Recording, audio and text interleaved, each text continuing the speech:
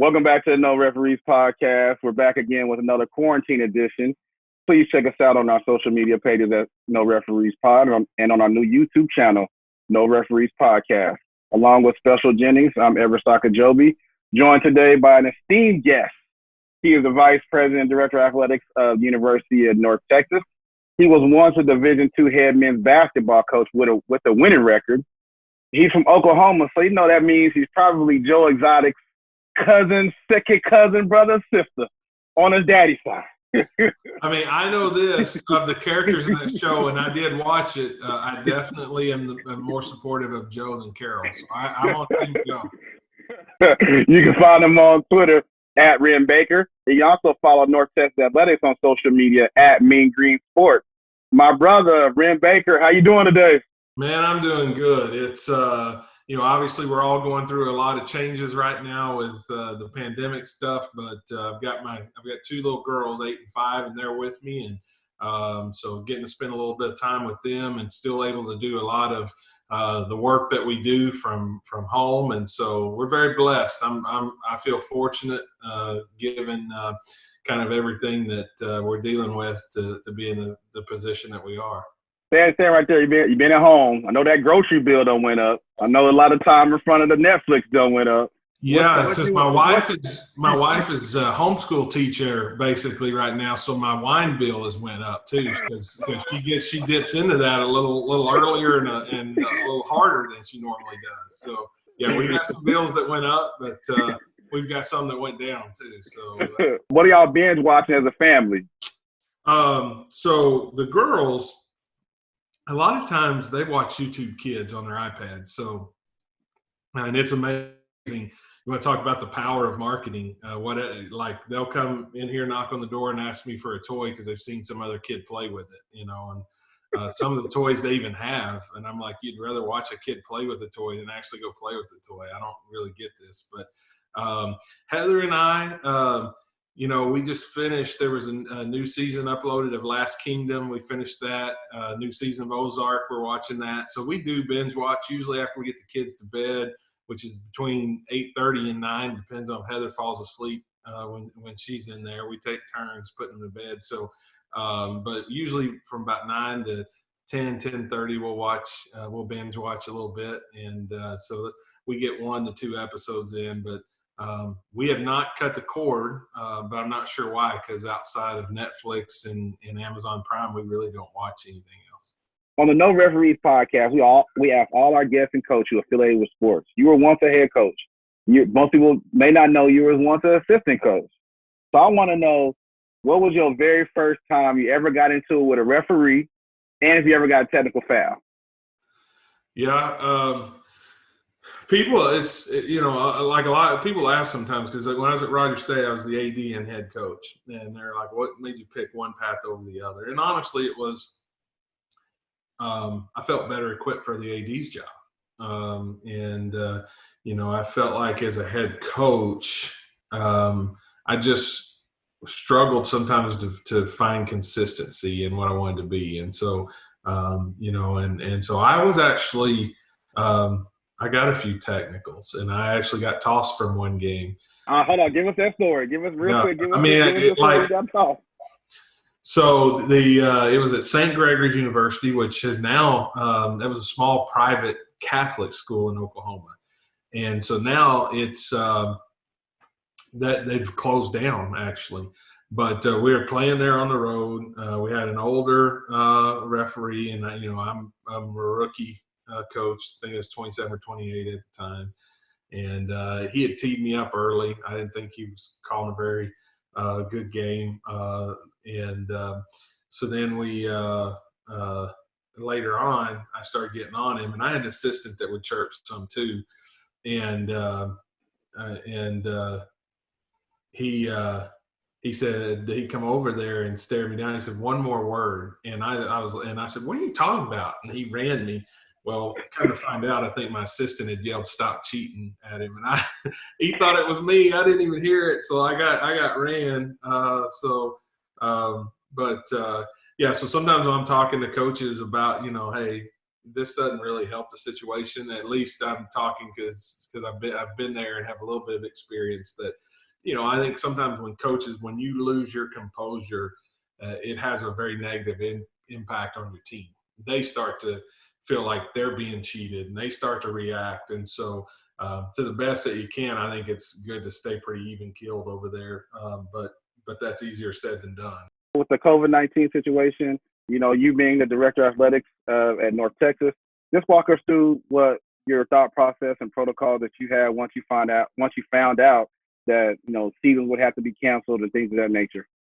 Yeah, so probably like a lot of people in America, I was seeing the reports leading up to March and conference basketball tournaments that, hey, this is dangerous. Hey, this is in the United States. But to be honest, and this is we all probably had a little bit of a sense of false security and arrogance in this. But I was kind of thinking, I in my time, how many times have we had something that was going to be devastating to us, and it never really has affected us. And so I was not really did not understand the potential magnitude of it because I just felt like we would be fine like we've always been.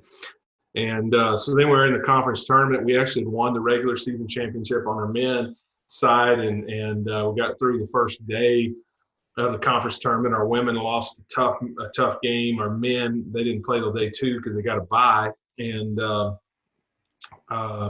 I just remember that Wednesday night, like so many were watching the Thunder Jazz game and, are watching the NBA and all that night. And all of a sudden they pull those guys off the floor and found out that Rudy tested positive. And it just changed a lot of things. But I still felt like, we're going to play the games, right?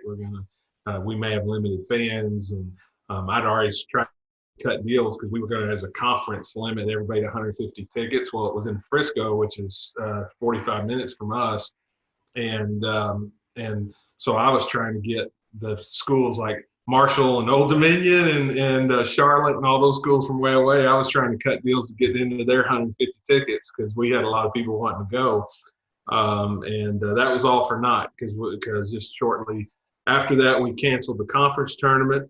And so when that happened, we were the number 1 seed and regular season champions. So we got the bid to the NCAA tournament. I thought, we're for sure going to play it. And next thing you know, a day or 2 later, it's canceled. And so things changed rapidly. That seems like a month of stories, and that was in, 72 hours. And, and since then, it's changed rapidly too. I think we're spending a lot of time planning for an infinite number of scenarios, from a budget perspective, and an infinite number of scenarios from when are we going to bring our employees back and how are we going to make sure they're safe? What phases we doing that? When are we going to bring student athletes back and get fall sports practices underway? And then ultimately, are we going to play games? And it's the same whole conversation we were having back in March. Is that going to be in front of fans or not?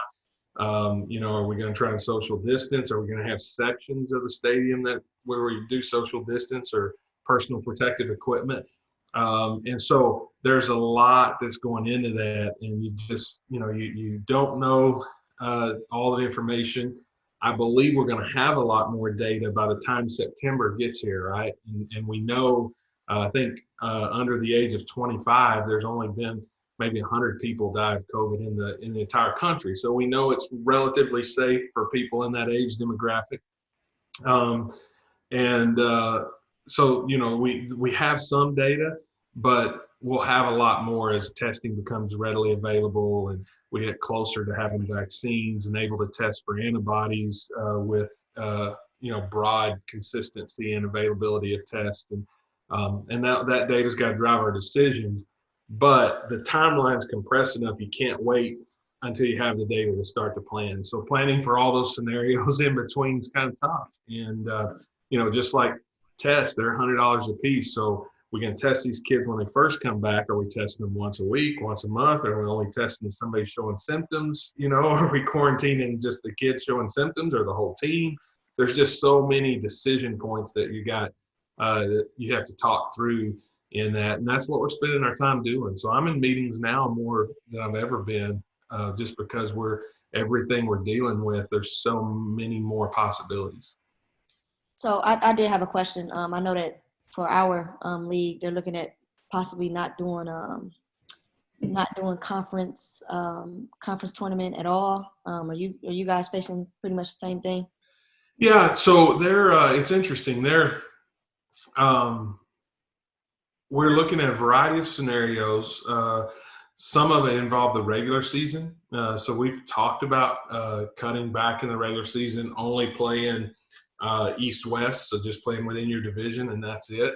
That creates problems because certain sports, you take volleyball, for instance, in our league, the East tends to be probably stronger than the West. But you take softball, and the West is a lot stronger than the East usually. And so if you only play inside those divisions, and especially if you cut the number of teams, higher, the fourth place team in the West may be better than the second place team in the East. And so we're having all kinds of conversations around this. We have not made any decisions yet. But I do think we're probably going to have altered regular season schedules, some that are shorter, some that might be longer. It just depends on which ways we can save the most money.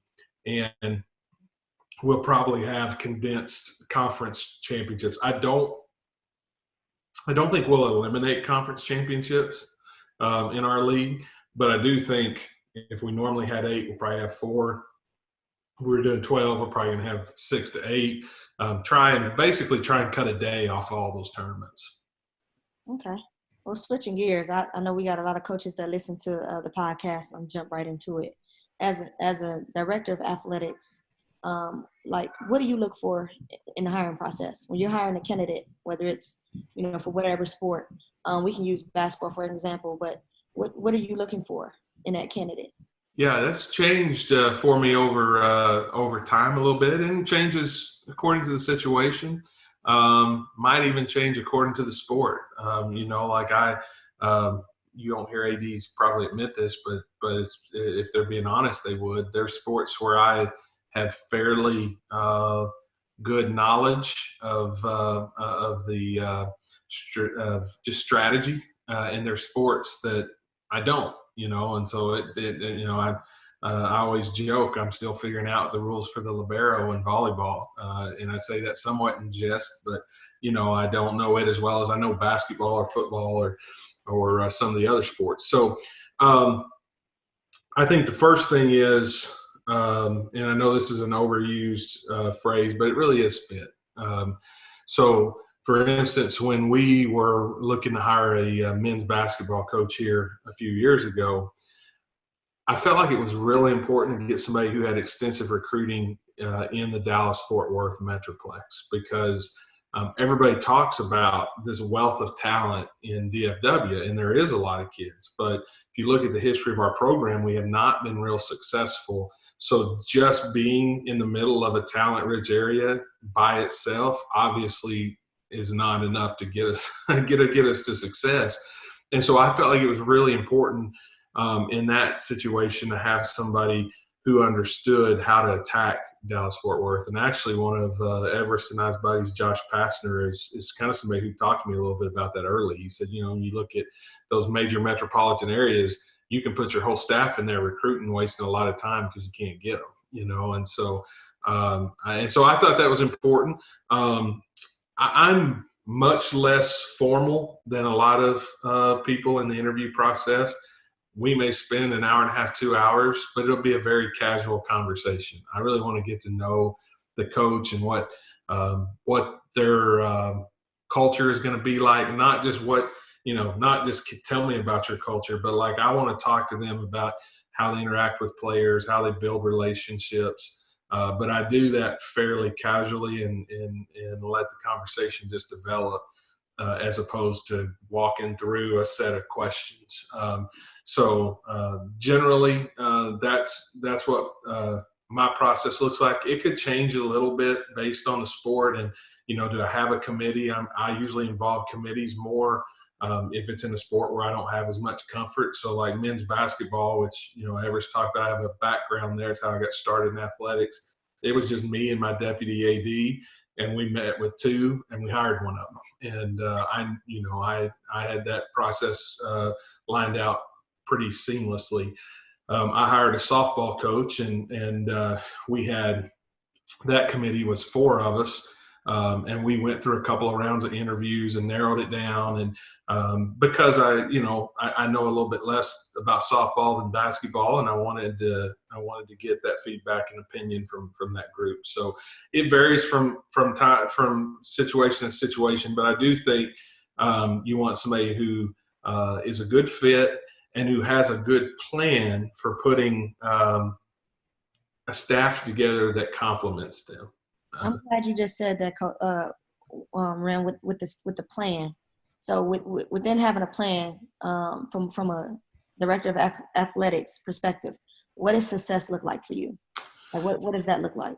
Yeah, it depends on the resume. Obviously, I had a coach that asked me a few days ago. He's getting ready to interview for a head coaching job, and he's never been a head coach. And so he said, "Do you like to see a binder of information and all that kind of stuff?" And I said, if I'm dealing with, when I hired Grant McCaslin, no, because he won a junior college national championship, went to D2 Elite 8, was at a couple of highly successful teams at Baylor, and then he went to Arkansas State and won the most games ever in his first year there.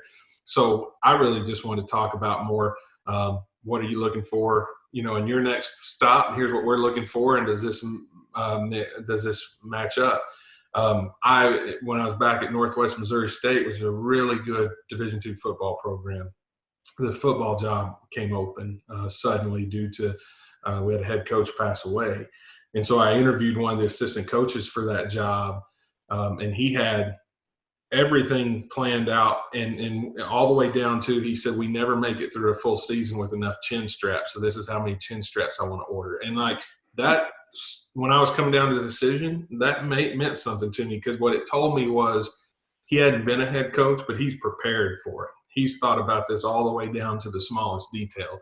And so I think it depends on where you're at in your career journey, and what kind of questions that there are. I mean, you can look at somebody can look at their resume and they can see what the holes are and what the questions are. So let's just take me, for instance. If I was going to interview for an AD's job at a private school, well, I've never worked at a private school. So like, I better be prepared to answer, how I would operate in an environment with a private school. Likely a private Division I school is going to be high academic most of the time.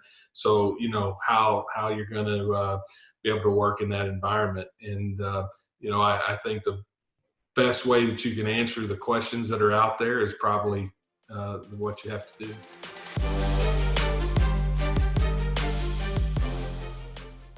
I wanted to make sure that athletes had access to a shooting machine that they could take anywhere. So I came up with the concept to fold it into a duffel bag. I ended up prototyping with my friend Xavier, welding our first prototypes in the garage. I made it for myself. I also made it for the millions of other athletes out there that are trying to reach their dreams and trying to make it out.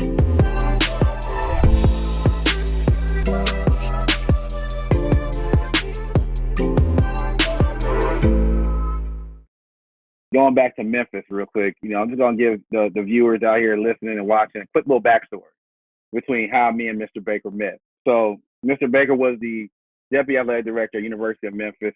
He worked with men's basketball. I was a men's basketball strength coach. He mentioned Josh Fassner. I was his strength coach for 2 basketball. So, Wren would come around sometimes. He'd just be chilling, kind of seeing, the landscape of the scene. We weren't really doing that well as a team that year, not because of the talent, because a lot of other factors. So I decided to do something different with the team. People who know me know that, a lot of jobs I've had, talk about food a lot.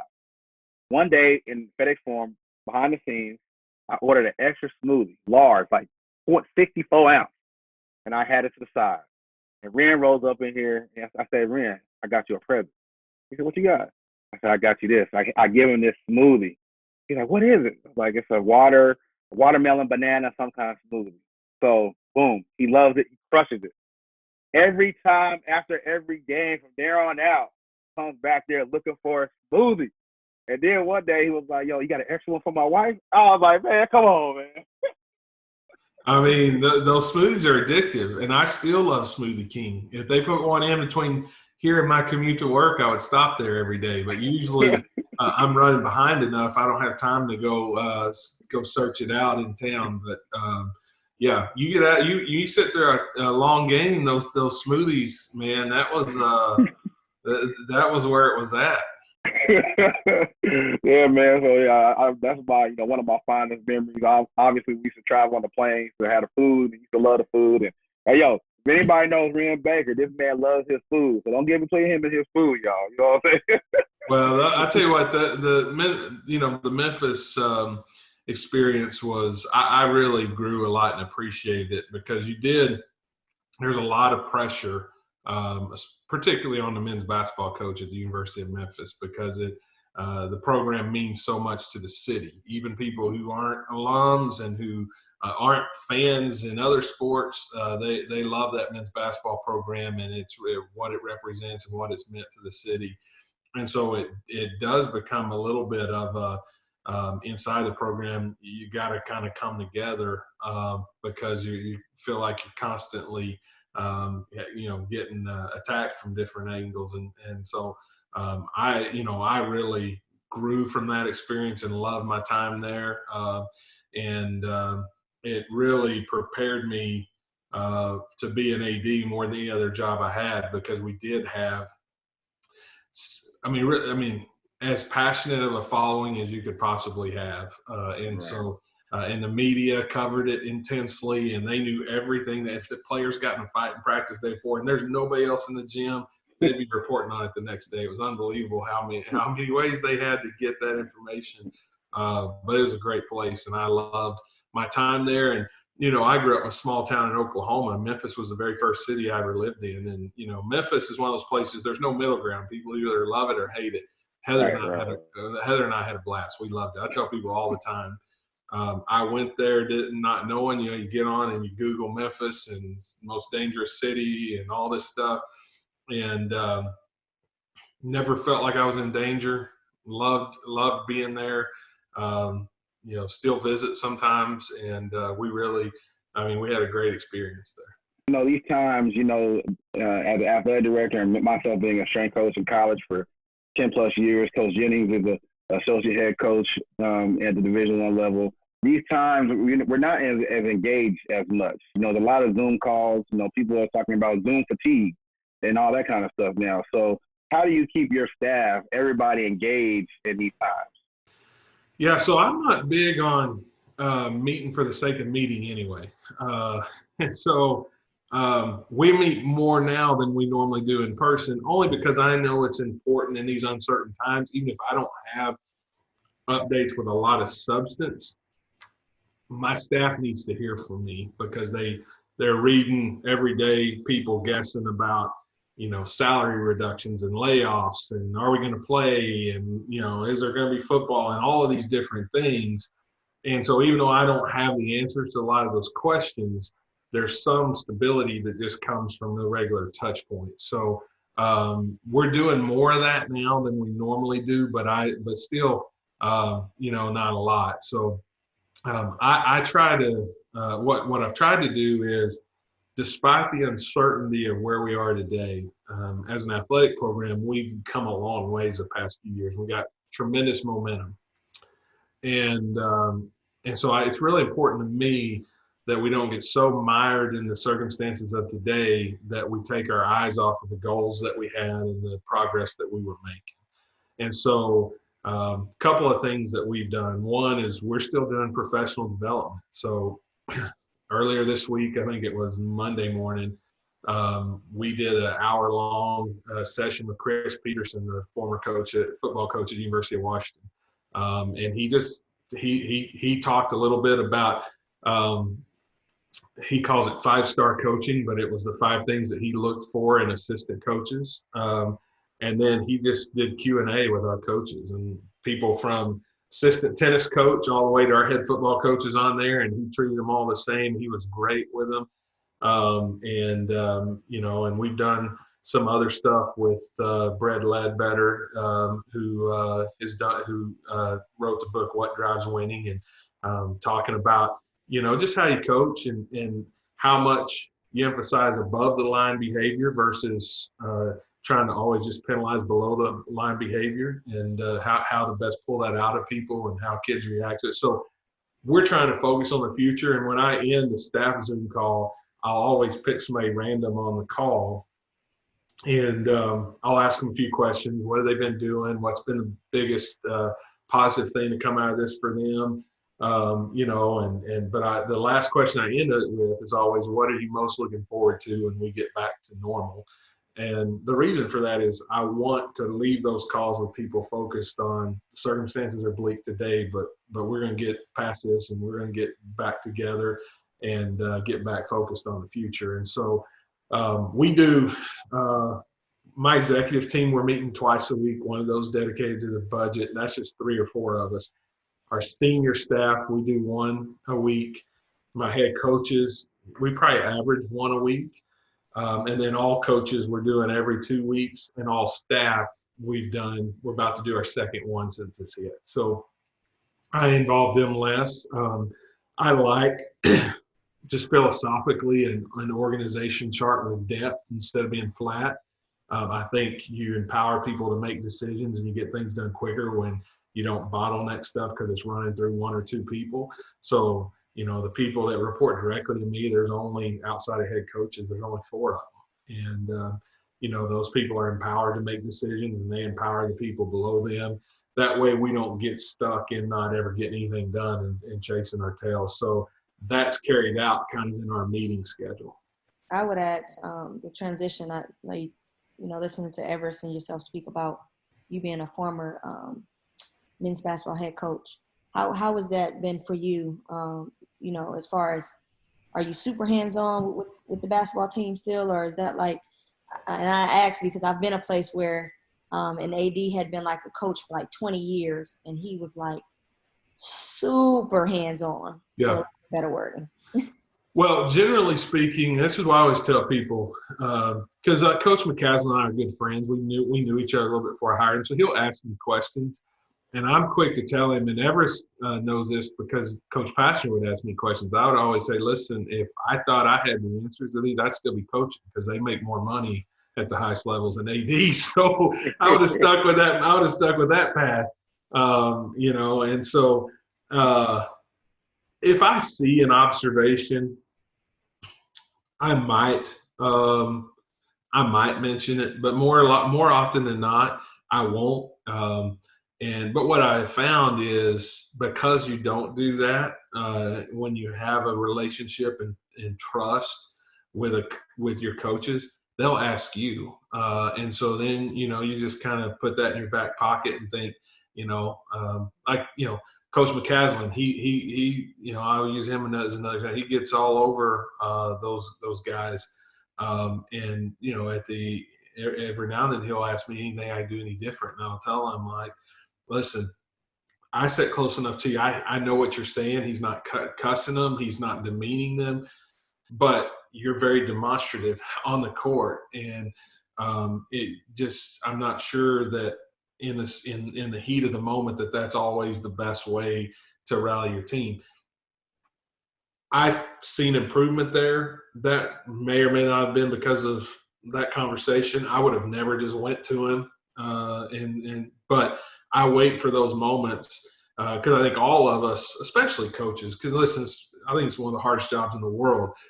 Everything you do is evaluated on that game and that result, even though that's a small portion of what the job is.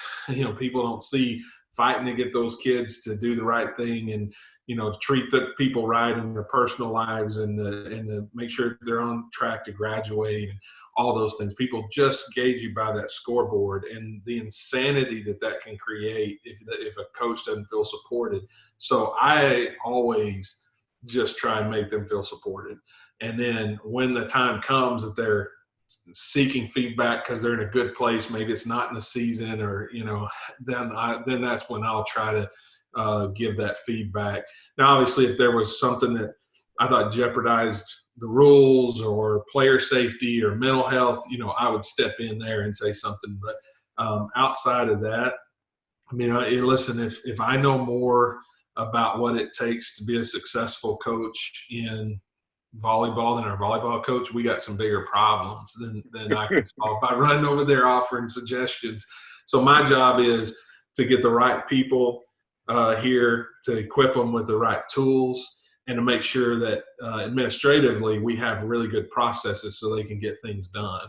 They can get answers from compliance. They can, get the business office to process things in a quick way. Other than that, I need to stay out of the way unless they're seeking some feedback. Absolutely. Now I'm going to ask you this because I asked all my male friend coaches this question. Would you hire a female? Absolutely. We have female and several minority head coaches.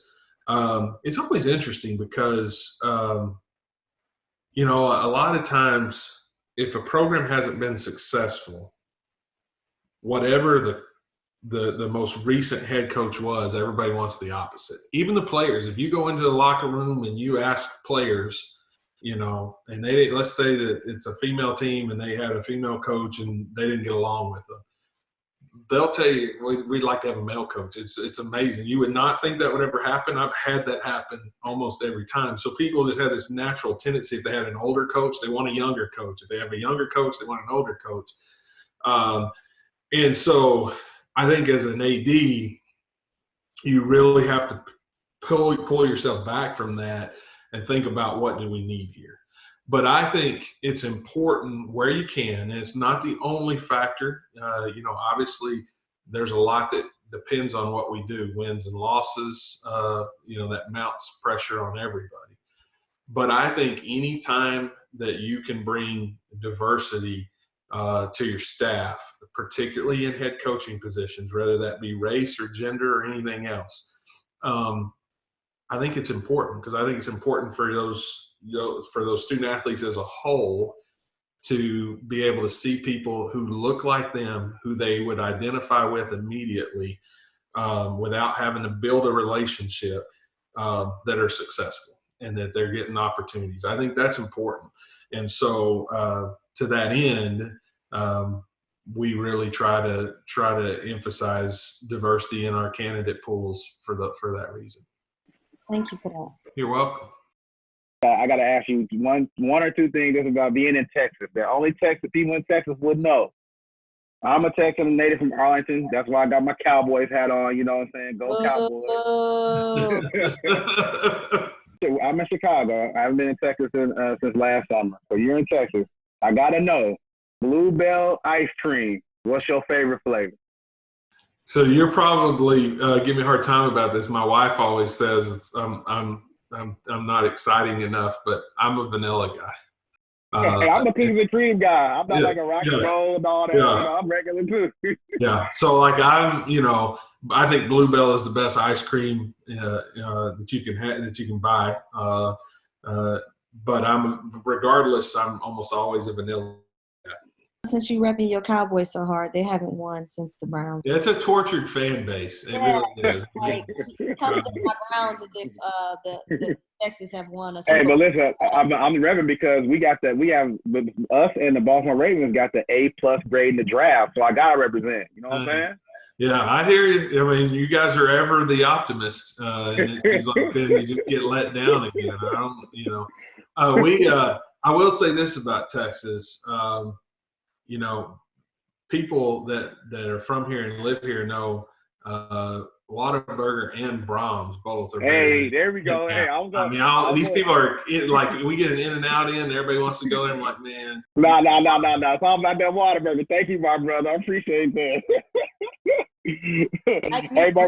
Nice to meet you too. My brother Wren, we appreciate you coming on No Referees Podcast. Everyone, please go follow him on Twitter at Wren Baker, and please follow North Texas Athletics at Mean Green Sports. Our brother Wren Baker, thank you, brother. Hey, appreciate you guys.